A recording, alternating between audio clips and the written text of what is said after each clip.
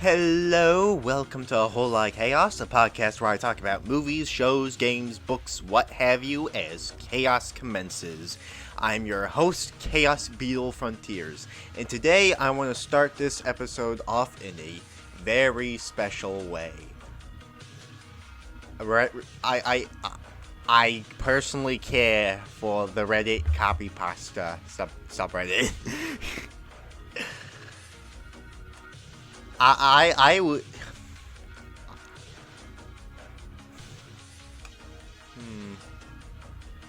How do I say I would gladly share the Vaporeon copy pasta without getting cancelled?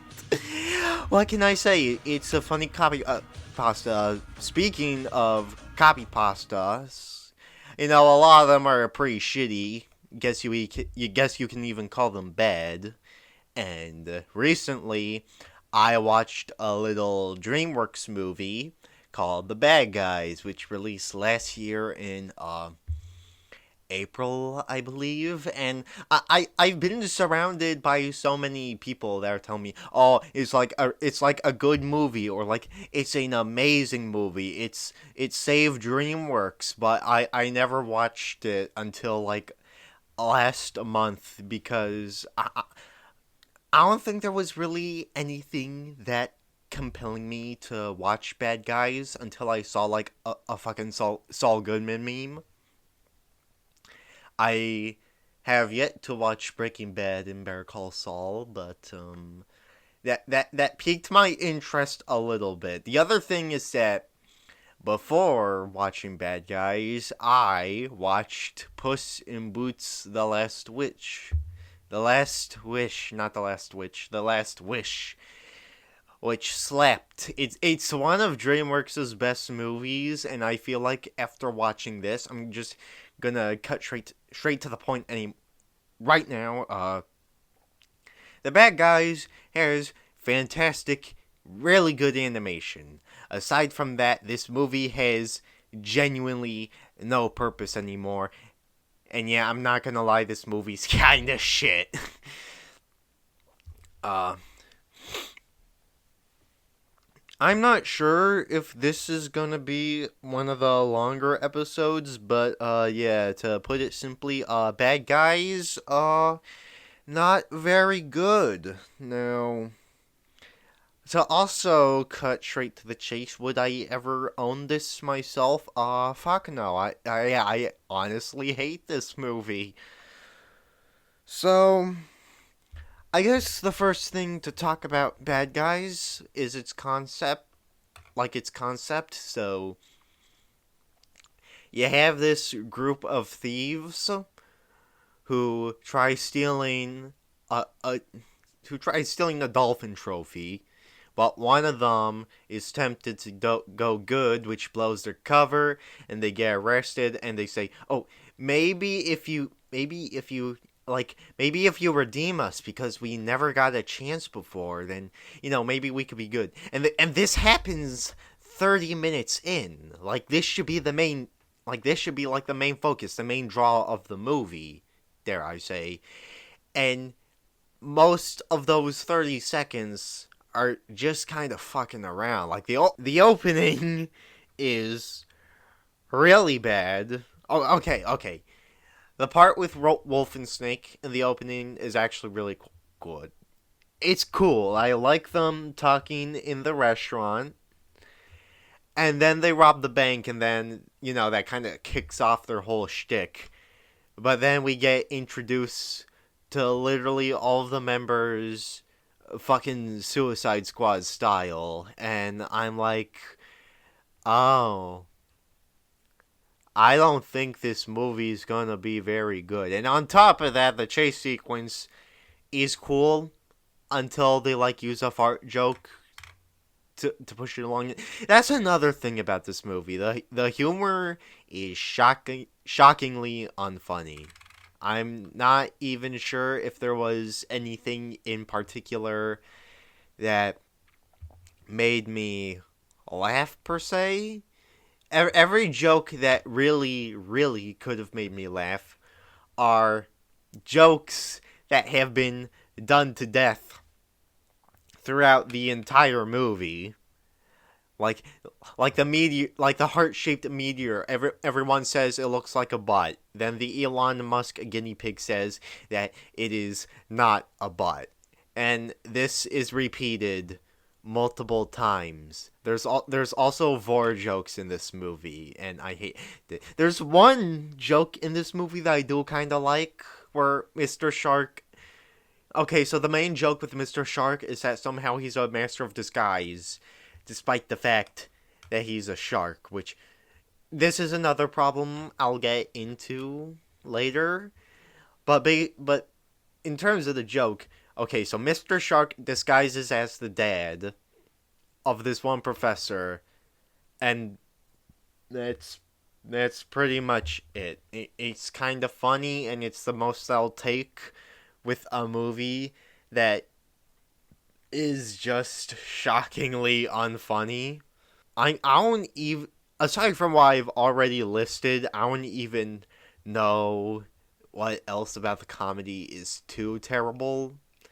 Like, I think that the timing is, yeah, maybe it also has to do with the timing, because I think for some of the jokes the timing does feel particularly off, especially with the fart jokes that move the plot forward. I hate it so much. And to explain the rest of the concept of the movie, it takes 20 minutes for the bad guys to win the public's favor, and then they get invited to a gala where they plan on stealing the dolphin again, but oh no, the wolf still wants to go good. But then the meteorite gets stolen, and the blame is pinned on them, and then it turns out that the real villain all along is the Elon Musk guinea pig, and I'm just gonna get... The twists in this movie are so fucking awful. Like Marmalade, the Elon Musk guinea pig. Okay, so basically, he disguised himself as an old lady so he can bring goodness out of the titular Mr. Wolf. Apparently, he can see through their disguises when no one else can, apparently. I guess that's the case now. You know what? I'm gonna get back to this, but I need to say right now, that's another problem I have with this movie. Everyone in this movie is fucking asinine. Everyone in this movie is a complete moron. I guess maybe the 5 characters are fine, but the citizens and the police and everyone else that surround them are just completely stupid. They are just stupid. Like you already have the first 30 minutes where they manage to just, where they can just easily snatch stuff out in the open without anyone noticing. And also you have the police being incompetent, because that's part of the fucking joke. I mean, I'm not laughing. I don't think it's, charming or funny. I would prefer it if it were, like, actually competent police. It's just that the bad guys themselves are more competent, but because the bad guys are just mildly competent, maybe incompetent, and the police are just completely competent, that impact and humor just kind of falls flat for me. And it's just really annoying to watch. But yeah, going back to the twist. Okay, so basically, Marmalade wanted them to come to the show, stoke, I guess, a bit of goodness in Wolf, which would somehow convince them to go to him for rehabilitation, so then he could take them to the gala and pin the blame on them for the meteor. But, like, didn't you help find the fucking meteor yourself, you goof? And what's even worse is that this whole plan is to just control guinea pigs. That's it. That's literally... Oh, the world building. I would mind the world building less if it weren't for the fact that that there are parts of the movie that do hinge on it so much. Okay, so the bad guys are bad because they've been shunned by society because of the species of animal they are. But like only a few characters in this movie are actually animals that interact with society just fine. There are also other animals that are like in facilities getting tested on and act like actual fucking animals. And on top of that, you have Foxington, who is welcomed by society despite being a predator. So, I guess that's like part of a message of the movie. Like, like their species doesn't their species doesn't automatic or what they are doesn't automatically determine them as bad or like good, which by the way is just a far more shallow version of what was done in Shrek and Megamind. And how do you bad guys came out a decade after Megamind? How do you even do this? And yeah, bad guys in general is just an extremely shallow movie when it just comes to its messages in general. Like I have not gotten any impact from its messages. Like okay, so basically, you already have what I mentioned. There's also there's also a part where make there's also a part where deciding if you should really stay with friends that hold you back or not. And when I was first watching the movie, I was like kind of worried for a moment where basic where I felt like it was almost going to say don't don't hang out with friends where it's like saying don't hang out with friends that you disagree with morally, which like I personally I don't entirely agree with that cuz you can be I am a firm believer in that you can be with friends with someone even if you don't start to agree with their morals. It just entirely depends on how that person treats you as an actual goddamn friend. And then the movie just went on and it just started to fade like the bad guys are good now. Everything is fine in bad guy land, I guess. And I guess finally going back to the twist. Again, you have Marmalade.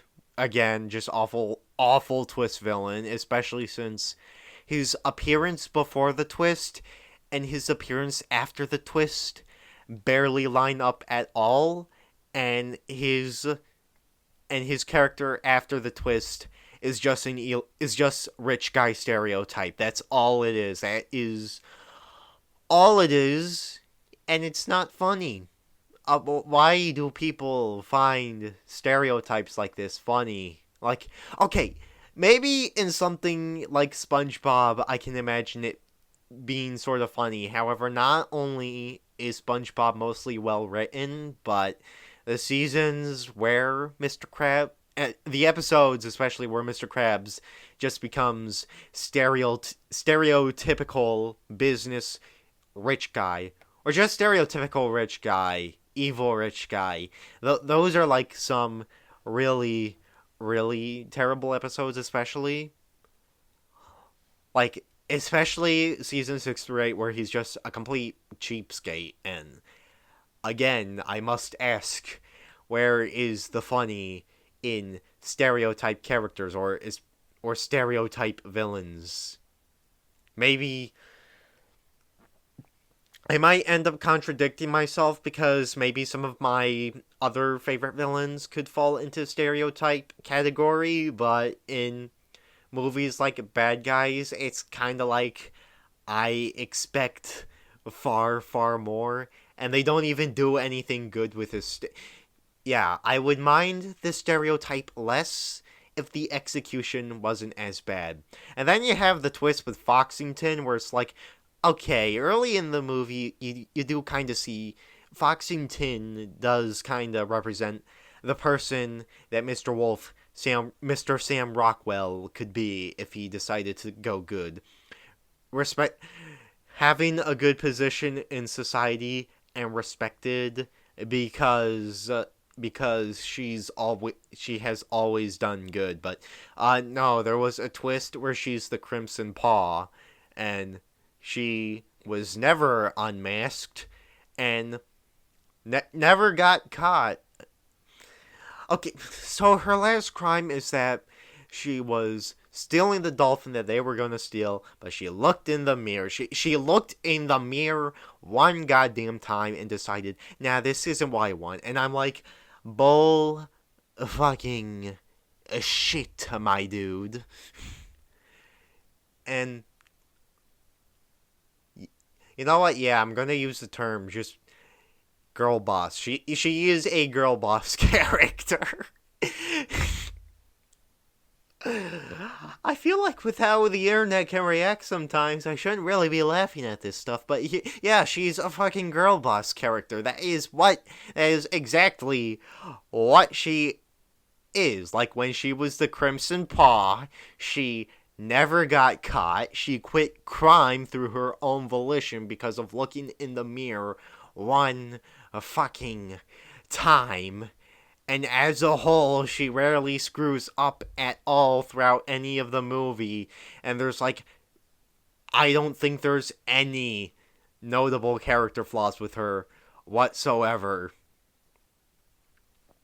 And I think aside from the two twists, like yeah, the Crimson Paw twist also ruins Foxington more, since like if Foxington is supposed to represent the kind of person that Mr. Wolf could be, or at least could have been, then maybe making her kind of a criminal the whole fucking time was a kind of a stupid move. And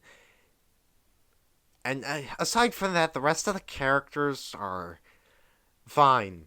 They are fine. The animation's good.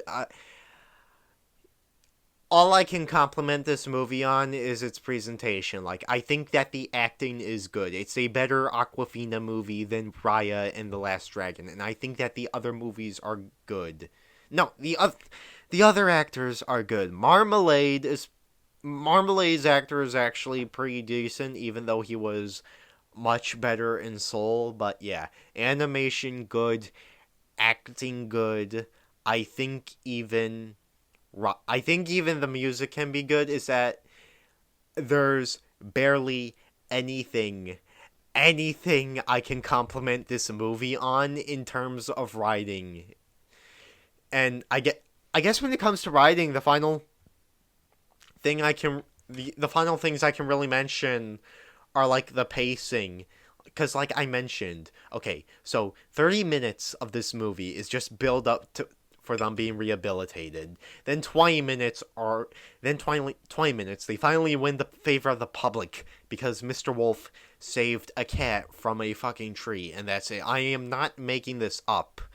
And then by the 50-minute mark, or the 1 hour mark, the rest of the movie, the remaining 40 minutes, is the climax where they have to stop the Elon Musk guinea pig from unleashing his army of guinea pigs who just steal shit. And I'm like, I'm not watching the movie that everyone says is so amazing. I am watching a baby movie. That is what I am watching. I am watching a baby movie. And I mentioned this on the Too Many Movies podcast with Citizen Hal. We covered Land Before Time and Uncut Gems, two far superior movies. But I said this, when watching something like Land Before Time, a movie that has a lower age rating, which, that just kind of means, yeah, uh, parents can just send their children into the theater by themselves and it'll be just fine. Land Before Time is an experience that is shockingly, dare I say, mature, and I think it's something that literally anyone can get out of. Whereas Bad Guys is a movie that requires parental guidance, and it feels like a movie made for infants. Like, okay, I can understand why there's parental guidance. How would you like watching a movie where entire plot points hinge on fart jokes and characters choking on them? Do I even need to say more on this topic? And the final thing that I do really want to mention with this movie is its oh yeah, yeah, there's like one more twist in the movie. That's like the one last thing I wanted to mention, where it's like, okay, so there's this scene where Snake is like, no, we'll always be bad guys. After the other three are like, yo, maybe we could be good. We got the wag. But then when Snake was going down the elevator, it's revealed in the end, turns out he did get the wag. And during the entire climax, Mr. Snake decided to team up with the Elon Musk guinea pig, which, by the way, felt like I was watching fan fiction shit. And then in the ending, it's revealed, okay, so Mr. Snake wanted to double cross the guinea pig. The guinea pig was dumb enough to give the helmet to the snake, and he commanded the guinea pigs to replace the meteor with the lamp one. And I'm like, I don't feel this is particularly clever. You are just kind of fucking over character work and not foreshadowing it whatsoever for the sake of shock value. Dear God, this movie is so lame. I don't even want to talk about the bad guys anymore. This movie's shit. I'm not getting the DVD. I'm not getting the Blu-ray. 4 out of 10. Moving on. We're going to be talking about a much better movie. Because, they did go through quite a battle, but they never really went through a battle of the Super Sons, if you know what I mean. And, yeah, that's the other 2022 animated movie that I've watched. Batman and Superman, Battle of the Super Sons. And I desperately needed to watch this movie, along with many others that I've still needed to watch, because 2022 was a fucking awful year for movies, and I have seen so many ones that are just straight up bad, like Adventures of Buck Wild, Jurassic World Dominion, Chippendale Rescue Rangers, Disney's Pinocchio, Scream 5, and there's other ones that people say, oh, these movies are so good. No, they're fucking dog shit. Like Prey or Glass Onion. Those movies are trash. And, talking about Glass Onion on this podcast someday might actually be kind of interesting. I'm thinking of rewatching it because the more that I think about Glass Onion, the worse and worse it gets. It kind of says something where I will fully say, yeah, critical drinker himself, here's your W. But, there were a few 2022 movies that I liked, like Black Adam or Wendell and Wild, and some that I will admit are straight up good. There are like 6 of these that I've seen before Super Sons that I would call straight up good. Everything Everywhere All at Once, or no, 5. Everything Everywhere All at Once, RRR, Puss in Boots 2, The Batman, and Bullet Train. And I guess Sonic 2 counts as well, but that's like more of a guilty pleasure. That movie is 5 stars, by the way. 5 stars. The greatest of all time. But considering that I've only seen 6, maybe 5 good 2022 movies at the time, Batman and Superman Battle of the Super Sons was on my hit list, especially since that movie has been well received. What's even better is that it's written by Jeremy Adams, the same person who wrote for plenty of other Warner Brothers animated movies, as well as the recent Flash comic run, which is known to be one of the greatest Flash runs to date. So, I was tempted to watch this, and after watching this, I did the best thing that I could. Okay, so there's a scene in the opening where Lois mentions that John Kent plays violent video games. And John Kent says they're not that violent. So after the movie was done, I used my Twitter account, took it to Twitter, and asked Mr. Jeremy Adams himself, has John Kent, the titular John Samuel Kent, has he played Devil May Cry? And he responded with ha ha ha ha. And you know what? I am taking that as a yes. Congratulations, Mr. Adams. You made Superman's son himself playing Devil May Cry canon. I salute you. Now all we just need is that Wily Wars cameo, and then we'll finally achieve world peace. We still need the Brian Bamboozle log. Anyway, Battle of Super Sons is a pretty good movie. I like it a lot. I have my problems with it, but I do like it a lot. Ironically, I think it's kind of the opposite of Bad Guys, where I'm not the biggest fan of its presentation. Like, the animation can look really good, other times not so much, but you know what? I'm willing to forgive it. This is a direct to video Warner Brothers DC animated movie. So you know what? I'll let that slide. Voice acting, okay, so I actually do like Damien and John's performances a lot. John's especially is really enjoyable. And I think John single-handedly is probably would be like the sole reason why I'd want to rewatch this movie. Because before the comics screwed things up, Jonathan Samuel Kent was actually really enjoyable character. So Super Sons was really fun to watch for Jonathan Samuel Kent alone. And yeah, John Kent is really fun. I was also laughing a lot at the movie, but I'll get to that later. Everyone else did like kind of fine. Like, I'm glad that Tom Kenny reprised his role as Penguin, cause he was Tom Kenny.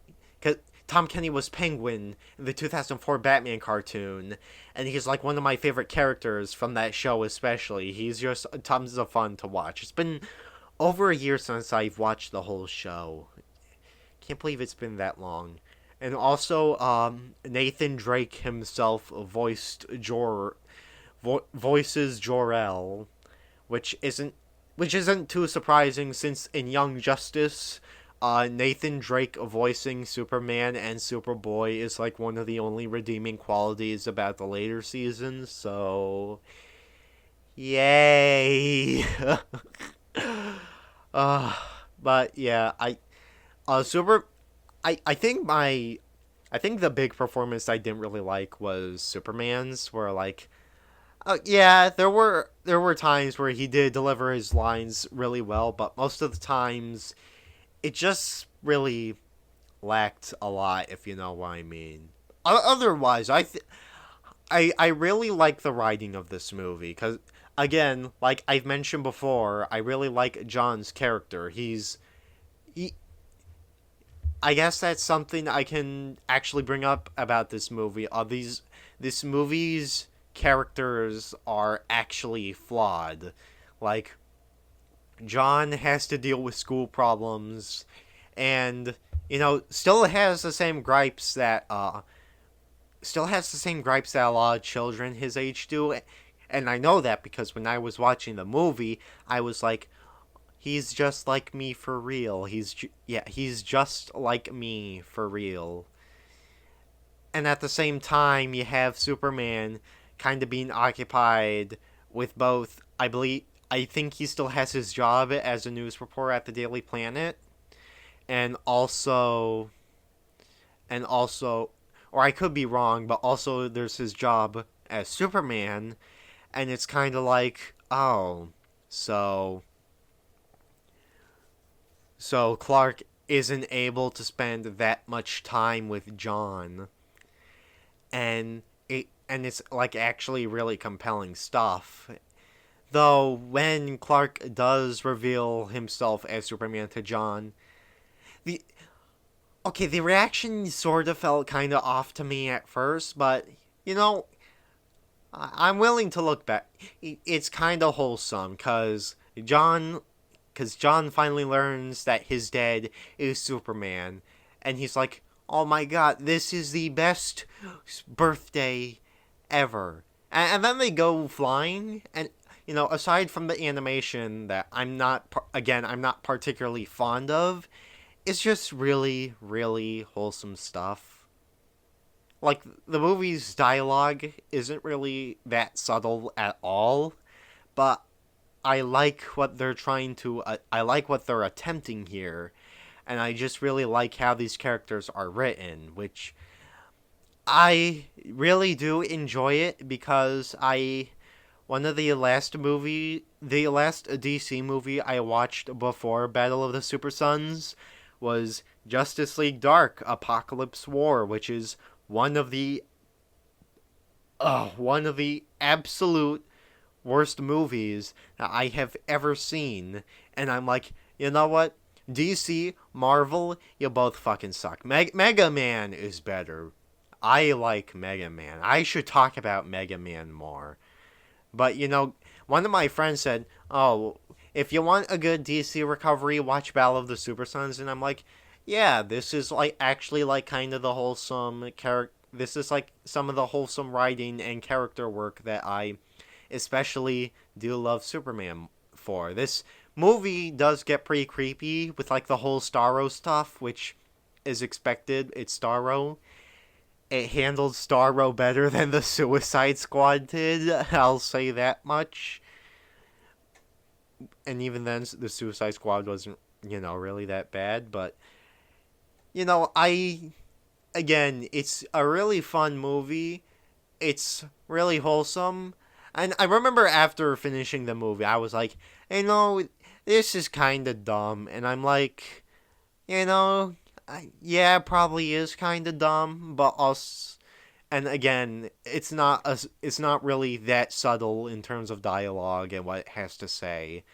But at the end of the day, it's just a really fun movie with really fun characters, and for as silly as its concept is, its world building is like fine enough for me to go, you know what? Okay, yeah.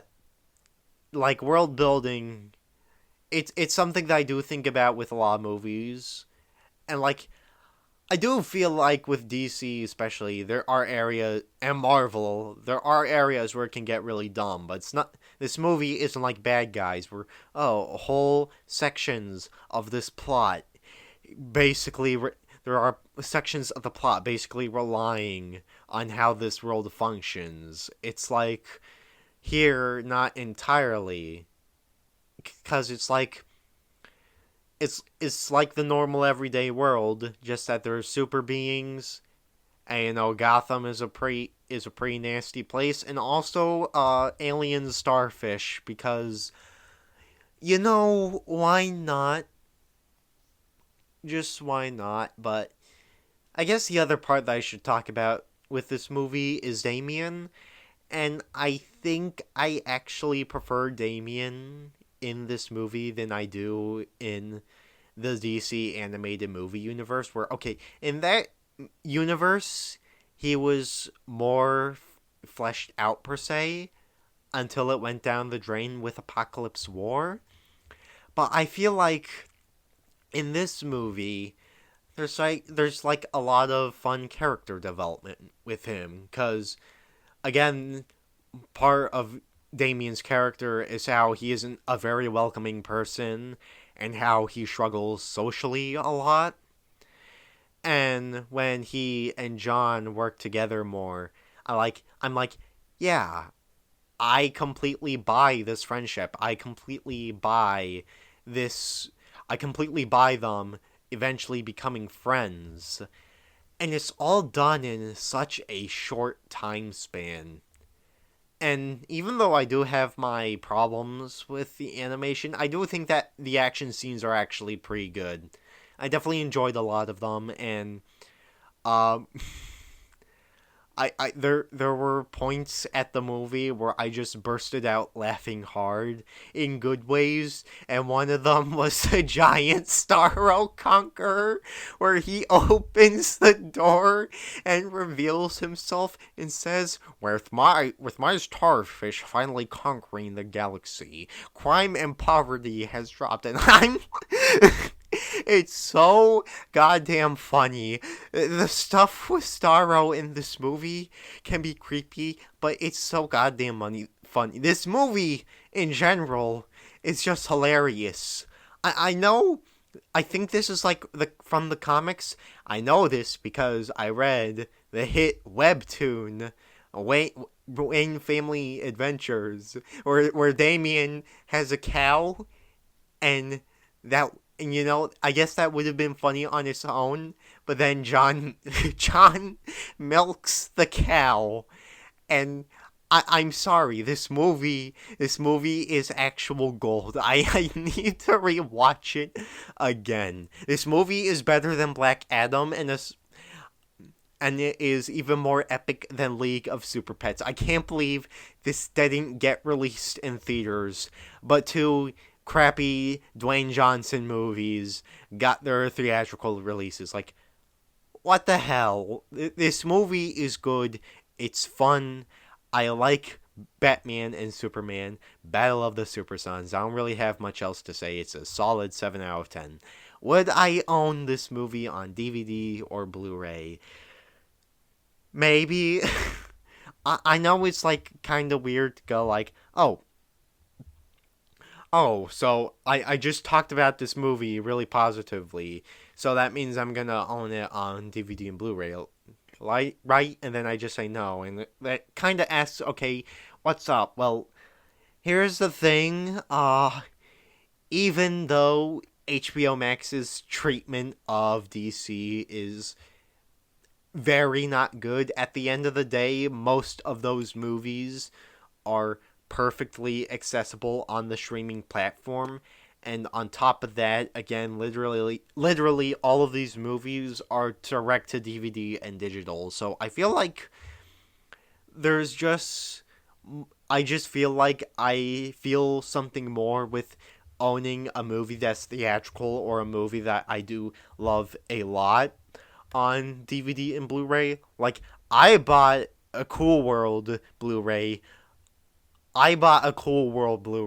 and that movie fucking sucks balls, but I love it a lot. And I'm like, okay, is Battle of the Super Sons really that good to add to my collection, especially since I have so many DVDs and Blu-rays I need to get through right now? And I think for now, I'm gonna settle with, I might own it someday, but not today. Still, though, I do applaud the people who have worked on Battle of the Super Sons, and I do really recommend watching it. Congratulations, guys! You made one of the only good 2022 movies that I have seen myself. So, I guess that finally wraps up this video. I do have some collaborative plans with some friends that might be on the podcast soon, especially next episode. So I hope you guys are looking forward to that, and I'll find more stuff to talk about. And I'll see you all soon. Peace out.